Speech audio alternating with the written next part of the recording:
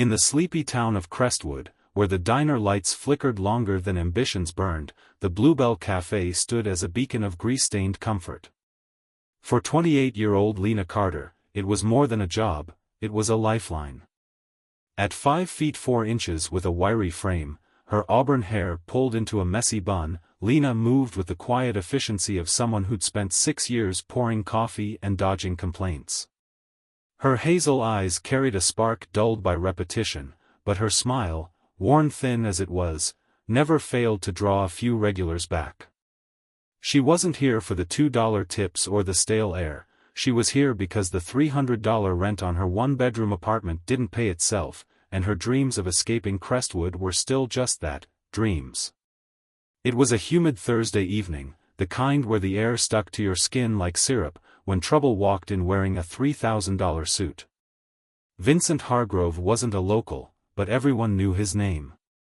At 52, he owned half the county's real estate, including the strip mall where Bluebell sat.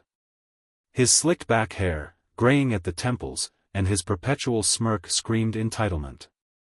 He'd been buying up Crestwood piece by piece, turning family shops into chain stores and cozy homes into luxury rentals. Tonight, he wasn't alone. 2 lackeys in ill-fitting blazers trailed him, their eyes scanning the diner like vultures. Lena noticed them the moment they stepped through the door, the bell jangling too loud against the hum of the jukebox. She wiped her hands on her apron and approached their booth with her notepad ready. "Evening, folks. What can I get started for you?" Hargrove didn't look up from his phone. "Coffee. Black. And make it quick. I don't have all night to waste in this dump." Lena's jaw tightened, but she kept her voice steady. "Coming right up." "Anything else?" One of the lackeys, a wiry guy with a buzz cut, piped up. "Burger. Medium rare. No onions. And don't screw it up, I can tell when it's been sitting under a heat lamp." The third man, heavy-set with a patchy beard, smirked. "Fries. Extra crispy. Think you can handle that, sweetheart?" "I'll do my best," Lena said, scribbling the orders. She turned toward the kitchen, but Hargrove's voice snapped her back. "And clean the table first. It's sticky. What kind of place are you running here?"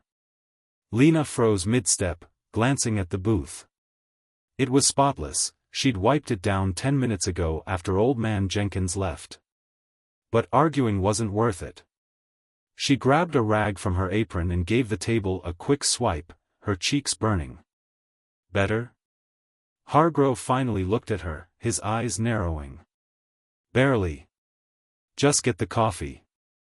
In the kitchen, Lena handed the order slip to Manny, the cook, who raised an eyebrow. "Hargrove's in a mood tonight, huh?" "When isn't he?" she muttered, pouring the coffee. "Guy acts like he owns the world." "He kinda does around here," Manny said, flipping a burger patty. "Watch yourself, Lena. He's been sniffing around this place lately. Heard he wants to turn it into some artisanal juice bar or something." Lena's stomach twisted. The Bluebell wasn't much, but it was hers, her routine, her people. She carried the coffee back, setting it in front of Hargrove with a practiced smile. "Here you go. Food's coming soon." He took a sip, then spat it onto the table, splattering her apron. "What is this swill? You call this coffee? Tastes like burnt dirt." The diner went quiet. A few regulars, Tom the mechanic and Mrs. Ellie from the flower shop, glanced over, their forks hovering. Lena's fists clenched at her sides, but she kept her tone even. "I can brew a fresh pot if you'd like." "Do it," Hargrove snapped. "And don't expect a tip after this garbage." She nodded, retreating to the counter. As she started the coffee maker, the buzz-cut lackey called out, "Hey, waitress. Move faster, we're not here for a show." Laughter erupted from their booth, sharp and mocking. Lena's hands shook as she poured the grounds, her mind racing. She'd dealt with rude customers before, drunks, truckers, entitled teens, but this felt different. Personal. By the time she returned with the fresh coffee, the trio's food was ready, and she set the plates down carefully. Hargrove didn't touch his coffee. Instead, he picked up a fry from the heavy-set guy's plate, bit into it, and grimaced. "These are soggy." "You deaf?" he said, extra crispy. "They're fresh from the fryer," Lena said, her patience fraying. "I can get you new ones if—" "No, you'll do it right this time," Hargrove interrupted, shoving the plate toward her. It slid off the edge, crashing to the floor, fries scattering across her sneakers. "Oops," he said, smirking. "Guess you'll need to clean that up too." The diner's hum stopped entirely. Mrs. Ellie gasped, and Tom half stood from his stool, but Lena waved him off. She knelt, gathering the mess, her face burning as Hargrove leaned over the table. "You know, if you weren't so incompetent, maybe you wouldn't be stuck in a dead-end job. Ever think about that?" Lena's hands stilled. She looked up at him, her voice low. "I'm just trying to do my job, sir." "Your job," Hargrove sneered, "is to serve me. And you're failing miserably. Maybe I'll talk to your boss, speed up the sale of this dump. You'd be out on the street where you belong." That was it. Lena stood, wiping her hands on her apron. "You don't get to talk to me like that." Hargrove laughed, a cold, hollow sound. "Oh, I do. See, I own this town. And I'm about to own this diner. You're nothing, sweetheart. Just a nobody with a tray." Before Lena could respond, the bell jingled again. A woman stepped inside, tall, broad-shouldered, with a presence that filled the room. Her dark hair was cropped short, and her track pants and hoodie couldn't hide the muscle beneath. At 32, Jade Carter was a force of nature, her skin glowing with the kind of vitality that came from years of discipline. She carried a duffel bag slung over one shoulder, fresh off a flight from Colorado Springs, where she trained with the U.S. Olympic team.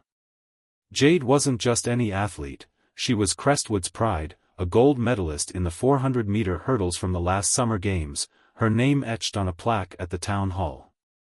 Lena's eyes widened. "Jade?" Jade's gaze swept the room, landing on the scene, Lena standing stiffly, fries at her feet, Hargrove smirking like a king on a greasy throne. "Hey, cousin," Jade said, her voice calm but edged with steel. "What's going on here?" Hargrove snorted, not bothering to turn. "Just teaching your little friend some manners. Run along, this doesn't concern you." Jade dropped her bag by the door and crossed the diner in 3 strides, her sneakers silent on the tile. She stopped beside Lena, towering over the booth. "She's not my friend. She's my cousin. And I think it concerns me plenty." The lackeys shifted uncomfortably, but Hargrove met Jade's stare with a sneer. "Cousin, huh? Doesn't change the fact she's useless. Maybe you can teach her how to pour coffee that doesn't taste like mud." Jade's smile was tight, dangerous. "You've got a mouth on you. What's your name?" "Vincent Hargrove," he said, leaning back. "And I don't care who you are. Get lost." "Vincent Hargrove," Jade repeated, as if tasting the name. "Funny, I've heard of you. Big shot developer, right? Likes to push people around. Well, I'm Jade Carter. Maybe you've heard of me too." Hargrove's smirk faltered. The name rang a bell, vaguely, somewhere in the back of his mind, but he doubled down. "Doesn't ring a bell. Some local nobody, I guess." "Olympic gold medalist," Tom called from the counter, unable to resist. "Kicked ass in Tokyo. Brought home the hardware." The diner stirred.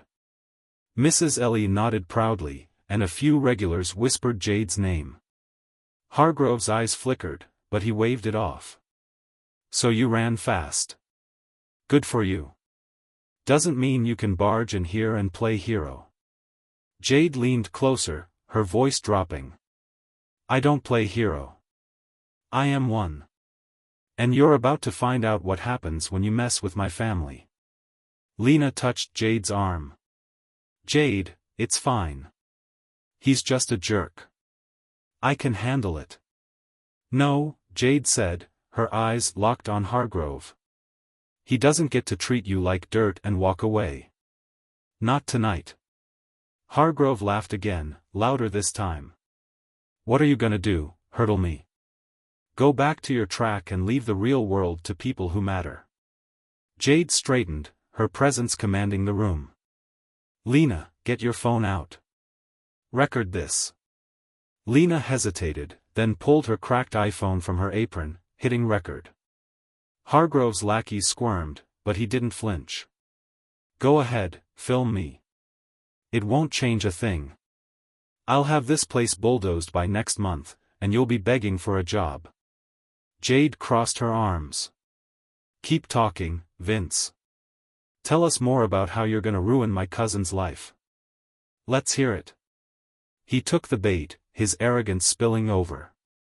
She's a dime a dozen waitress who can't even serve a decent meal. I'll buy this diner, kick her out, and turn it into something profitable. Crestwood needs progress, not losers clinging to the past. You think you scare me because you've got a medal? I've got lawyers who'll bury you both.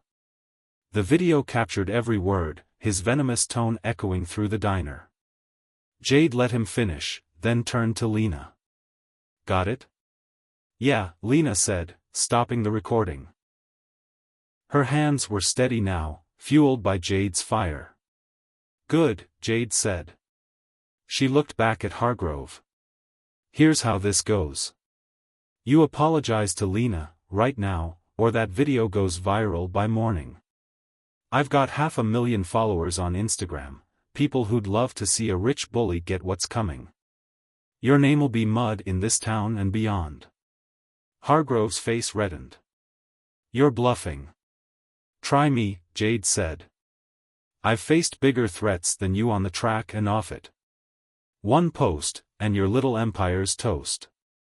The heavy-set lackey leaned in, whispering, Boss, she's not kidding. That Tokyo clip of hers has like 10 million views. Hargrove's jaw tightened. He glared at Jade, then Lena, weighing his options. The diner watched, breath held. Finally, he muttered, Sorry. Louder, Jade said. And mean it. I'm sorry, he snapped, louder this time, though his eyes burned with hate. Jade nodded. Better. Now get out. And don't come back. Hargrove stood, brushing off his suit like he could shake off the humiliation. This isn't over, he hissed, motioning for his lackeys to follow. The bell jingled as they stormed out, leaving a stunned silence in their wake. Lena exhaled, turning to Jade. You didn't have to do that. Yeah, I did, Jade said, picking up her bag. Nobody messes with my family. Not some suit with too much money and no soul. Tom clapped from the counter. That's our girl. Gold medal in kicking ass. Mrs. Ellie chimed in, about time someone put Hargrove in his place. Lena managed a shaky laugh, wiping her apron. Thanks, Jade. Really? Jade slung an arm around her. Anytime. Now, how about some of that coffee? I've been on a plane all day. As Lena poured, the diner buzzed back to life, regular swapping stories about Hargrove's downfall. But Lena knew this wasn't the end. Hargrove didn't strike her as the type to let a public shaming slide.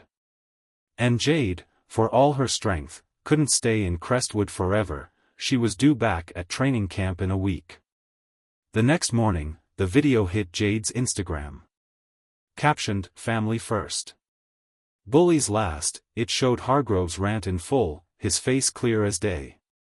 By noon, it had 50,000 views. By evening, 200,000. Comments poured in, outraged fans, locals who'd dealt with Hargrove's schemes, even a few news outlets asking for interviews. Lena watched the numbers climb from behind the counter, her stomach a knot of pride and dread. Manny slid a plate of pancakes her way during a lull. "Your cousin's a badass. But Hargrove's not gonna take this lying down." "I know," Lena said, picking at the food. "He's got the money to make trouble." Trouble came faster than she expected. That afternoon, a man in a cheap suit showed up with a clipboard, claiming to be a health inspector. He poked around the kitchen, scribbling notes about violations, a cracked tile, a fridge 2 degrees too warm. Manny cursed under his breath as the guy slapped a citation on the counter, promising a follow-up visit. "Fix this, or you're shut down," he said, smirking as he left. Lena called Jade, who was at the motel catching up on rest. "Health inspector just hit us. Never seen him before." "You think?" "Hargrove," Jade finished, her voice hard. "He's retaliating. I'll be there in 10. When Jade arrived, she brought a friend, Tyler Reyes, a wiry guy with a laptop and a knack for digging up dirt. Tyler had been Jade's unofficial research guy since college, tracking competitors' stats and now, apparently, shady developers. "Give me an hour," he said, setting up at a booth. "I'll find something." While Tyler worked, Hargrove escalated. A tow truck pulled up outside, the driver claiming the diner's delivery van, parked legally in the lot, was abandoned and slated for impoundment. Lena argued, showing receipts, but the driver shrugged. "Orders from above." Jade stepped in, phone out, recording again. "Who's paying you?" "Hargrove?" The driver faltered, then drove off, leaving the van. But the message was clear: Hargrove was flexing his muscle, hitting where it hurt.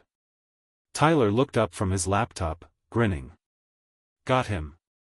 Hargrove's been bribing county officials for years, health department, towing contracts, you name it. There's a paper trail in some public records he forgot to bury. And get this, he's behind on taxes for half his properties. One call to the IRS, and he's screwed. Jade clapped him on the shoulder. "You're a genius." "Lena, you okay with going public again?" Lena nodded, resolve hardening. "Let's bury him." The next day, Jade posted a follow-up, the health citation, the tow truck incident, and Tyler's findings, tagged with #HargroveExposed. It exploded, 500,000 views in hours, local news picking it up, even a national outlet sniffing around. Protesters gathered outside Hargrove's office, chanting, "Save the Bluebell." The IRS opened an audit, and the county health department backtracked, claiming the inspection was a clerical error. Hargrove's empire started to crack. Tenants sued over illegal rent hikes, and a whistleblower from his company leaked emails proving he'd targeted the diner to teach a lesson. By week's end, he faced a dozen lawsuits and a tax evasion probe that could land him in prison. Lena stood behind the counter, watching Jade pack her bag. "You're leaving already?" "Training calls," Jade said, zipping up. "But you've got this now." "Hargrove's done." "Thanks to you," Lena said, hugging her. "You saved this place." "Nah," Jade replied. "You stood up first." "I just ran with it." As Jade left, the bell jingling behind her, Lena poured coffee for Tom and smiled, really smiled, for the first time in weeks. The Bluebell was safe, Hargrove was falling, and Crestwood was waking up. Sometimes, all it took was one voice, backed by a gold medal heart, to turn the tables.